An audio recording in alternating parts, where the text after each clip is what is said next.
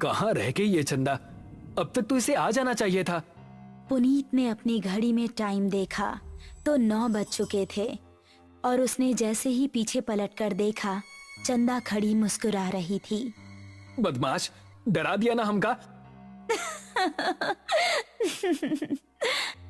देखो हम तुम्हारे लिए क्या लाए हैं। ऐसा कहकर उसने अपनी जेब से एक डिबिया निकाली।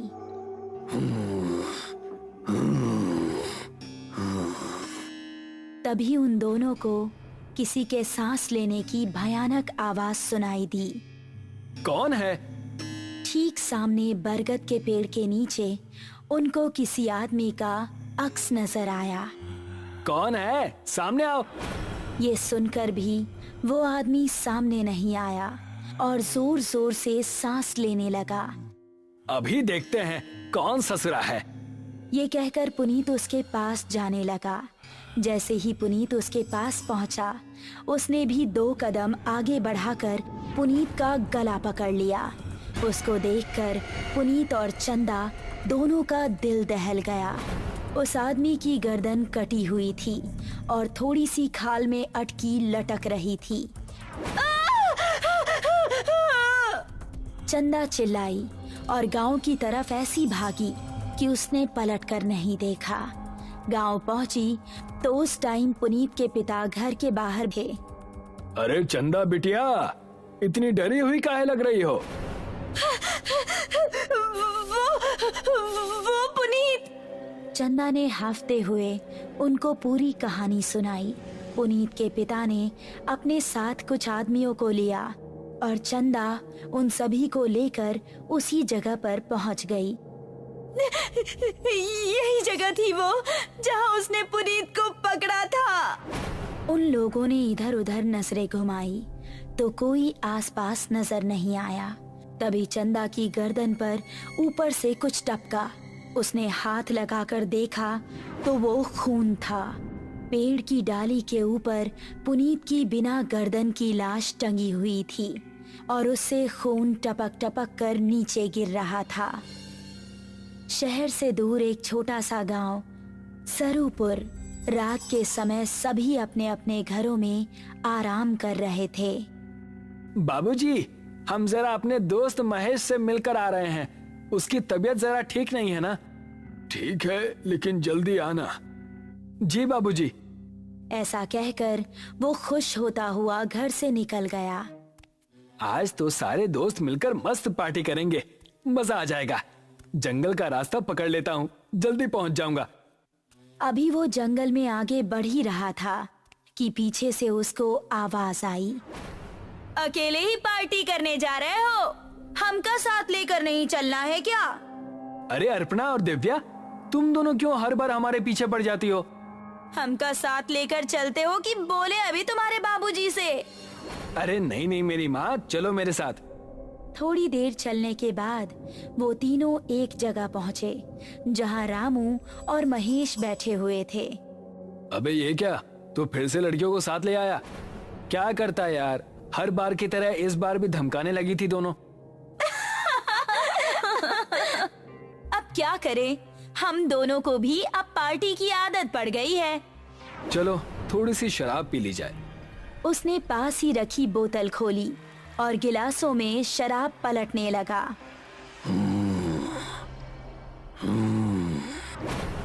तभी उनको किसी के सांस लेने की आवाज सुनाई दी। उन्होंने देखा तो पांचों के रोंगटे खड़े हो गए। सामने से कठमुंडू चलता हुआ आ रहा था।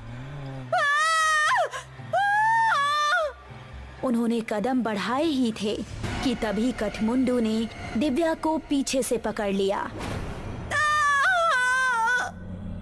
उसने दिव्या को इतनी जोर से कसा कि उसके मुंह से खून निकल गया।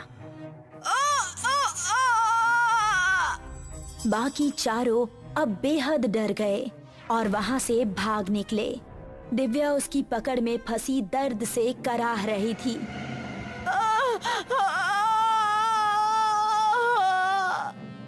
उसने दिव्या को जमीन पर धक्का दिया और उसके ऊपर आ गया।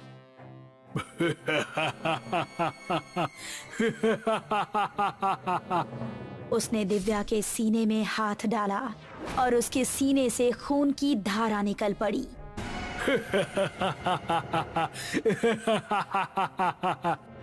बाकी चारों इतना डर चुके थे कि उनको खबर भी नहीं थी कि वो किस दिशा में भाग रहे हैं। वो काफी देर तक भागते रहे। अब अपर्णा की हालत खराब हो चुकी थी। वो आ जाएगा, रुकने का समय नहीं है। ऐसे कब तक भागते रहेंगे? हम जा कहाँ रहे हैं, कोई बताएगा? हम रास्ता भूल चुके हैं, हमें नहीं पता कि गांव किस तरफ है। क्या कह रहे हो तुम? फिर तो हम सबका बचना नामुमकिन है। तभी पेड़ के ऊपर से एक हाथ आया और उसने महेश का गला पकड़ लिया। ये हाथ कठमुंडू का ही था। राकेश ने महेश का पैर पकड़कर उसे बचाना चाहा, लेकिन कठमुंडू ने उसको पूरी तरह से ऊपर खींच लिया और वो तीनों चिल्लाते हुए वहाँ से भाग निकले। वो देखो, सामने वो घर, उसके अंदर चलते हैं। वो तीनों एक घर के अंदर घुस गए और राकेश ने जल्दी से दरवाजा बंद कर दिया। तभी कोई जोर जोर से दरवाजा पीटने लगा। तीनों का शरीर इस समय बुरी तरह से कांप रहा था। दरवाजे की धम धम उनके दिल को दहला रही थी। तभी खिड़की से कठमुंडू का एक हाथ अंदर आया और उसने अपर्णा का हाथ पकड़ लिया। बचाओ! अगर ये यहाँ है तो दरवाजे पर कौन है? राकेश ने दरवाजा खोला तो सामने गांव के बिरजू काका थे। बिरजू काका जल्दी से अंदर आए। उन्होंने कठमुंडू का हाथ पकड़ा और छुड़ाने लगे। कठमुंडू उनके छूते ही चीखने लगा।